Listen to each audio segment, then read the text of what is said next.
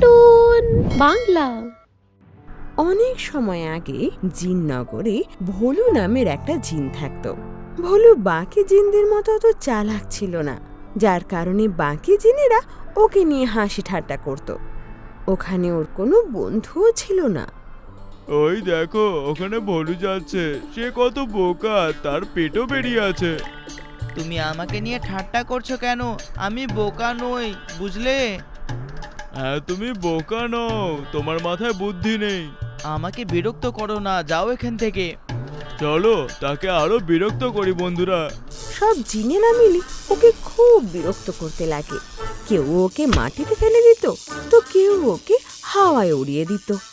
যদিও ভুলও জিন ছিল, কিন্তু বাকিদের মতো জাদুঘরেতেও কমজোর ছিল। যখন সবাই ওকে বিরক্ত করছিল, তখন ওর মা সেখানে আসে। আরে ভোলু, তুই এখানে? পালাও, ভলুর মা চলে এসেছে। ও মা, দেখো না, এরা সবাই আমাকে বিরক্ত করছিল। আমি তাদের মতো জাদুঘর আর শক্তিশালী কেন নই মা? বাবা, তুই সবার থেকে আলাদা, আর ওরা খুব বদমাশ জিন। এই জন্যই তো ওরা তোকে খুব বিরক্ত করে। কিন্তু মা, আমি তাদের মতো অনেক শক্তিশালী হতে চাই, বুঝলে তুমি? আমি কি তেমন কখনো হতে পারবো না? বাবা, এর উত্তর তো আমার কাছেও নেই। এর উত্তর তুই পৃথিবীতে পাবি। কি বললে তুমি? পৃথিবী? কিন্তু সেটা কোথায় মা? আর সেখানে কি আমাদের মতো জিনরাও থাকে? না আমার সোনা, সেখানে মানুষ থাকে।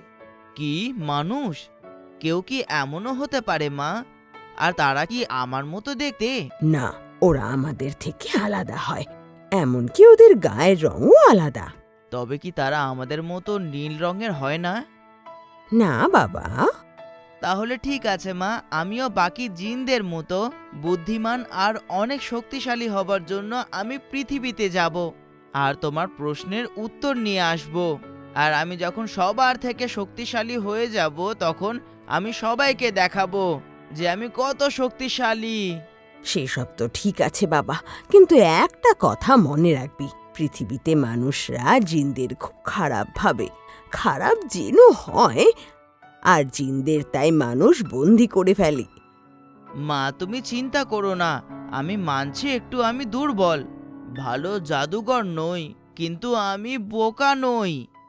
নিজের খেয়াল রাখিস বাবা, আর একটা কথা মনে রাখবি, তুই বাকিদের থেকে কিন্তু খুব দুর্বল, আর বাকিদের মতো অত চালাকও নোস। পৃথিবীতে গিয়ে তুই যদি তোর সমস্ত শক্তি একবারেই ব্যবহার করিস, তাহলে তোর শক্তি শেষ হয়ে যাবে, আর বাকি মানুষের মতো সাধারণ হয়ে যাবি তুই। ঠিক আছে মা, আমি এই কথার ভালো করে খেয়াল রাখবো। এটা বলে ভোলু জিননগর থেকে বেরিয়ে মুম্বাইয়ের একটা ছোট্ট শহরে চলে আসে, যেখানে উঁচু উঁচু বাড়ি আর মানুষের ভিড় ছিল। বাপ রে, এটা কি পৃথিবী?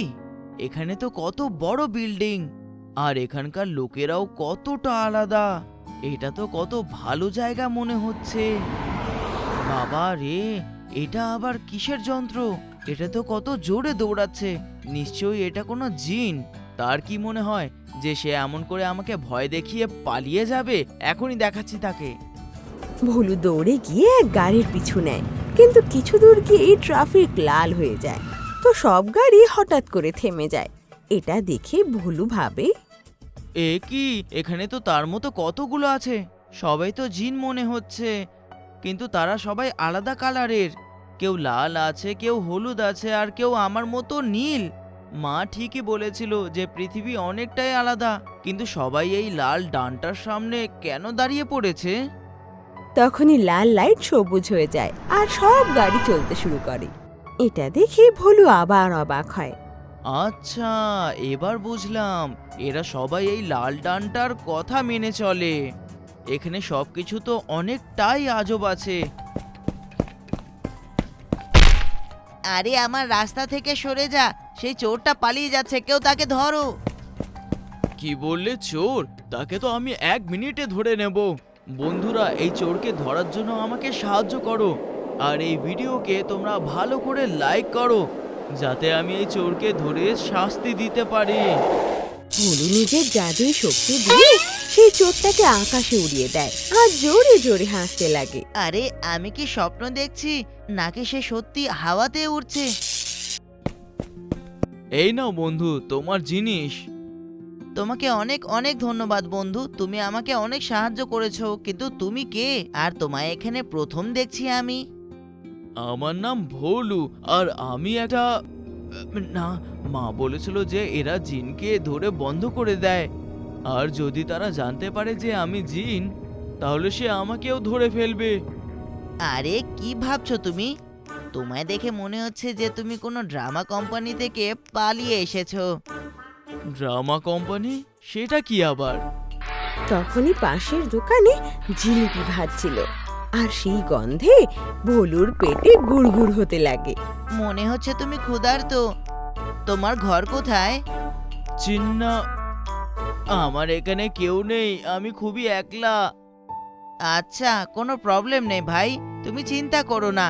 তুমি আজকে আমার সাহায্য করেছো, আর যার কেউ থাকে না তার জন্য আমি থাকি। আল্লাহর বান্দা রহিম, তুমি আমার সাথে ঘরে চলো, সেখানে গিয়ে ভর্তি পেটে খাবার খাবে। আমার মা আজ খুবই ভালো বিরিয়ানি বানিয়েছেন। আরে বাহ, তুমি তো খুবই ভালো। আমি ফিরে গিয়ে মাকে জানাবো যে পৃথিবীতে সব মানুষ এক হয় না। কি কি বললে? কিছু না, বিড়বিড় করছিলাম আমি। এটা বলে রহিম ভোলুকে নিজের সাথে নিয়ে যায়, যেখানে সবাই ওর গায়ের রং দেখে প্রতিবেশীরা যা তা বলতে লাগে। হে ভগবান, ছেলেটাকে দেখো তো, গায়ের রং কি গো! দেখে মনে হয় যেন কোনো শয়তান। আর কানগুলো দেখো, আবার গায়ের রঙও দেখো নীল। আরে কি হলো, কেন চেঁচাচ্ছিস? আরে ঠাম্মা, বাইরে এসো, দেখো দেখো দেখো তোমার ছেলে কাকে এনেছে। একে দেখে তো কোনো সাধারণ মানুষ মনে হয় না। আরে বাবা, কি হয়েছে তাতে? আমার তো দেখছি ছেলের পেছনেই পড়ে থাকো তুমি। ভগবান যদি ওকে এরকম বানায় তাতে এর কি দোষ? কারোর কিছু ভালো বলাই যায় না। বাবা রহিম, ঘরে নিয়ে আয় ওকে। রহিমের মা সলমা ওনার ছেলেকে খুব ভালোবাসতো, কারণ রহিম ওর একমাত্র ছেলে ছিল। আর স্বামী মারা যাওয়ার পর থেকে রহিমকে বেশ কষ্ট করেই বড় করছে।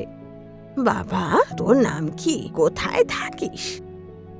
আমার নাম ভোলু, আর আমার এখানে কেউই নেই।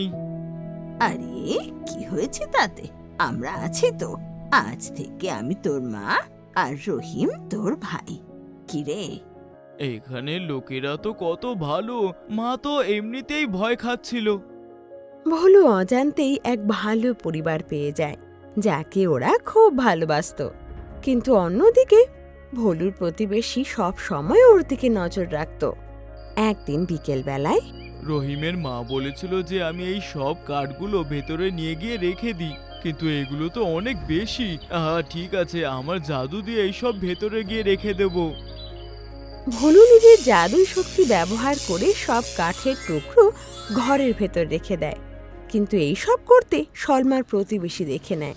আরে হে ভগবান, একে দেখলাম আমি। ঠিকই ভেবেছি এ কোনো ভূত বা জিন। দাঁড়া, পুরো পাড়ায় জানাচ্ছি তাদের কর্মকাণ্ড। আরে এসো এসো গ্রামবাসীরা, দেখো বলতাম না এই ভোলা কোনো সাধারণ মানুষ নয়, নিশ্চয়ই কোনো ভুতুরে জিন। না হলে এই মাত্র ওকে জাদু করে সব কাঠ ওদের ঘরে রাখতে দেখলাম যে। ভোলু, সে কি বলছে? তুমি কি সত্যি জাদু জানো? হ্যাঁ, আমি অনেক দিন ধরে রহিমের ঘরে আছি, তাই আমাকে মিথ্যে কথা না বলা উচিত। আমি তাকে সত্যি বলে দিই। বাবা বলু, কি হয়েছে? সত্যিটা বলে দে, বলে দে সব মিথ্যে। তিনি যা বলছেন সবই সত্যি, আমি একটা জিন। কি বলেছিলাম না, আমি মিথ্যে বলি না। এ নিশ্চয়ই দেখবে আমাদের মারতে এসেছে। আরে সবাই দাঁড়িয়ে দাঁড়িয়ে করছোটা কি? তান্ত্রিক বা কোনো মোল্লাকে ডাকো, আর একে বন্দি করো। না না, আমি কোনো খারাপ জিন নই, আমি ভালো জিন। আমি এখানে কাউকে আঘাত করতে আসিনি। আমরা কি করে মানবো যে জিন হয়ে আমাদের কোনো ক্ষতি করবি না? আমার বাবা তোর উপর কোনো বিশ্বাস নেই। আরে বাবা, অনেক হলো। এ মানুষ হোক বা জিন, আমার এর উপর বিশ্বাস আছে। ও কখনো খারাপ চায় না। এতদিন ধরে তো আমার সাথে আছে, আজ পর্যন্ত আমাদের কোনো ক্ষতি করেনি। এ আমার ছেলের মতো, একে আমার পুরো বিশ্বাস আছে। হ্যাঁ মা ঠিক বলছেন, তুমি আমাদের পরিবারের একটি সদস্য, আর আমাদের তোমার ওপর খুবই বিশ্বাস আছে যে তুমি আমাদের বা অন্য কাউকে আঘাত করবে না। রহিম আর ওর মা ভোলুর সত্যি ঘটনা জানতে পেরেও ওকে ঘর থেকে বের করে না। এটা দেখে রহিমের প্রতিবেশী মনে মনে বলে, দাঁড়া দাঁড়া, তোকে আমি থাকতে দেব না, এভাবে বের করেই ছাড়বো তোকে। আর ভোলু নিজের নতুন পরিবারের সাথে খুশি খুশি থাকতে লাগে। কয়েকদিন পরে মা তোমার মনে আছে তো 1 সপ্তাহ পর বকরা ঈদ আছে? হ্যাঁ আমার বাবা, মনে আছে। কিন্তু তুমি ছাগল কেন আনবে? আর এই বকরা ঈদ কি আছে? ভোলু বাবা, ঈদ একটা মুসলিম উৎসব, যেখানে সবাই আল্লাহর কথায় বকরির কুরবানি দেয়। আচ্ছা, কিন্তু কাউকে মারাটা ঠিক নয়, তাই না মা? না বাবা, এরকম নয়। বকরা ঈদের মাধ্যমে একটা সন্দেশ দেওয়া হয় যে মুসলিমরা নিজের প্রিয় জিনিস অন্যের ভালোর জন্য কুরবান করতে পারে। কিন্তু তা কি করে মা? আমি কিছু বুঝতে পারলাম না, ভালো করে বলো। গল্প আছে যে হযরত ইব্রাহিম নিজের প্রিয় ছেলে হযরত ইসমাইলকে খোদার আদেশে খোদার কাছে কুরবান করে দিয়েছিল, আর এতে খুশি হয়ে খোদা তার প্রাণ ফিরিয়ে দেয়। তবে থেকে ঈদ বানানো হয়। মাশাআল্লাহ, কুরবানি দেওয়া তো খুবই ভালো একটা জিনিস। সুযোগ পেলে আমিও কখনো কুরবানি দেব। সাবাস আমার সোনা, আল্লাহ তোর ওপর খুব গর্ব হবে। ভোলু মানুষের সঙ্গে থাকতে থাকতে মানবিকতার অনেক কাছে চলে আসে, কারণ ও বাকি জিনদের থেকে বেশি দয়ালু ছিল। আর কয়েকদিন পরেই বকরি ঈদ চলে আসে। পুরো শহরে মুসলিমরা খুব খুশি ছিল। আর রহিম ভোলুর সাথে বকরা নেওয়ার জন্য বড় দোকানে যায়। এখানে তো অনেক ভিড়, আর দেখো এখানে কত ছাগল পড়ে আছে। বোধহয় আজ পুরো শহর ছাগল কিনতে এসেছে। হ্যাঁ ভোলু, মা বলেছিল না যে আল্লাহর বান্দা সবাই কুরবানি দেবে, তো আমাদের মতো আরো সবাই এসেছে ছাগল কেনার জন্য। হ্যাঁ, তার মানে এখানে সবাই আল্লাহকে অনেক ভালোবাসে। হ্যাঁ ভোলু, তুমি ঠিক বলেছো। এটা বলে দুজনে বাজার থেকে একটা বকরা কিনে ঘরের দিকে রওনা হয়। ফেরার সময় একটা গাড়ি রহিমকে ধাক্কা মারে। এতে ওর খুব রক্তক্ষরণ হয়। হে ভগবান, এ কি হলো আমার? একটাই মাত্র ছেলে, তারও এই অবস্থা হলো। মা, তুমি কেঁদো না, রহিম ঠিক হয়ে যাবে। ভোলু বাবা, তুই জিন না? তোর গায়ে জাদুই শক্তি আছে তো? ভগবানের দোহাই তোর, আমার ছেলেকে বাঁচিয়ে দে শক্তি ব্যবহার করে। হ্যাঁ মা, তুমি ঠিক বলছো, আমি এখনই কিছু করছি। কিন্তু মা বলেছিল যে আমি নিজের সব শক্তি যদি ব্যবহার করে দিই তাহলে আমি মরে যাব। কি হয়েছে বাবা? কিন্তু রহিম আর তার মা আমাকে এত ভালোবাসা দিয়েছে, আর রহিম যদি চলে যায় তাহলে তার মা অনেকটা একা হয়ে যাবে, আর এখানে ওনার নিজের কেউ নেই। সেই জন্য যদি আমার বন্ধুকে বাঁচানোর জন্য আমার নিজের জীবনের কুরবানিও দিতে হয় তাহলে আমি সেটাও করব। ভোলু তখন তার সর্বশক্তি রহিমকে বাঁচাতে লাগিয়ে দেয়। এতে রহিমের সব ঘা মিটে যায়, কিন্তু ভোলু ধীরে ধীরে নিজের শক্তি হারায়। ভোলু বাবা, তোর কি হচ্ছে? মা, এখন আমার যাবার সময় হয়ে গেছে। কিন্তু তুই এভাবে অদৃশ্য হচ্ছিস কেন? হে ভগবান, কি হচ্ছে এটা? ভোলু তখন সালমাকে তার সমস্ত প্রশ্নের উত্তর দিয়ে দেয়। আর এটা শুনে সালমা কাঁদতে কাঁদতে বলে, হে খোদা, এটা কি করলাম আমি? আমার ছেলের প্রাণ বাঁচানোর জন্য অন্যের ছেলের প্রাণ নিয়ে নিলাম। মা, এমন বলো না, তুমিও তো আমার মায়েরই মতো। আর আমি তোমায় বলেছিলাম না যে আমিও একবার কুরবানি দেব, তো আমার নিজের বন্ধুর জন্য আমি নিজের কুরবানি দিয়েছি। ভোলু বাবা, আজ থেকে শুধু আমি নই, আমার মতো বাকিরাও জিনের এই কুরবানি ভুলবে না। সালমার এই কথা শেষ হতেই ভোলুও গায়েব হয়ে যায়, আর রহিম একদম ঠিক হয়ে যায়। আর উঠেই সবার আগে ভোলুর কথা জিজ্ঞেস করে। সালমা ওকে ভোলুর কুরবানির কথা বলে। এই কথা শুনে রহিম ভোলুকে মনে করে খুব কাঁদে, আর আবার নিজের জীবন যাপন শুরু করে। ভোলু,